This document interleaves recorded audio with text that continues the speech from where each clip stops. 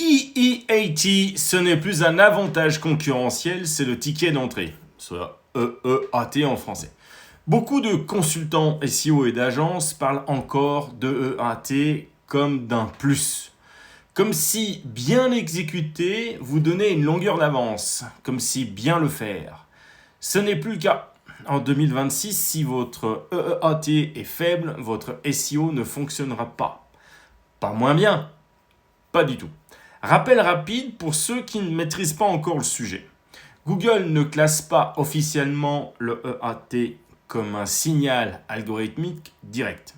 Mais ces Quality Raters Guidelines en font les critères centraux d'évaluation de la qualité, c'est-à-dire sa charte de la qualité. Ce que les Quality Raters notent, l'algorithme apprend à le détecter.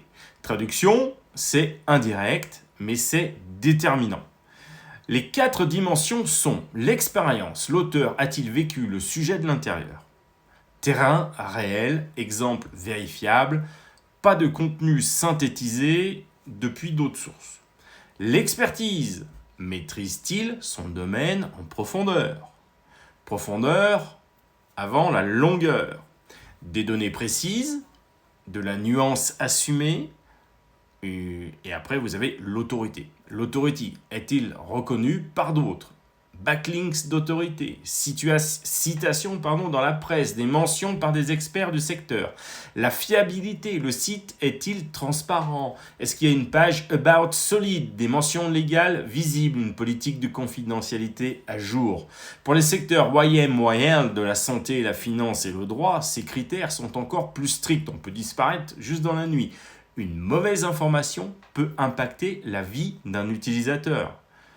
Google le sait et va le pénaliser en conséquence. Mais voici ce que la plupart des consultants n'ont pas encore intégré. Le EAT, bien exécuté, c'est la condition pour que le SEO fonctionne. Mais ce n'est pas le plafond, c'est juste le sol, c'est la base. En 2026, la vraie bataille se joue dans les réponses générées par l'IA. ChatGPT, Perplexity, Gemini, Claude et les AI Overviews de Google. Ce que l'on appelle le GEO, Generative Engine Optimization, et les moteurs génératifs ne citent pas n'importe quelle source. Ils citent les sources qu'ils considèrent comme fiables, expertes, avec de l'autorité sur leur sujet. Ce sont exactement les critères EEAT poussés à un niveau plus haut. Pour être cité par un IA, votre contenu doit exprimer un point de vue d'expert clairement attribué à un auteur identifié. Vos sources doivent être citables, vérifiables, solides.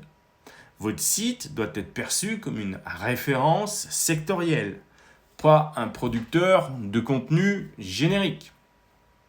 Votre auteur doit exister en dehors de votre site. Presse, interview, publication tierce. Ce que je recommande concrètement, si vous voulez, commencez par la page auteur. Pas une bio de 3 lignes passe-partout, un vrai profil professionnel, parcours, expertise, publication, prise de parole, contexte, terrain. C'est le point de départ pour le SEO.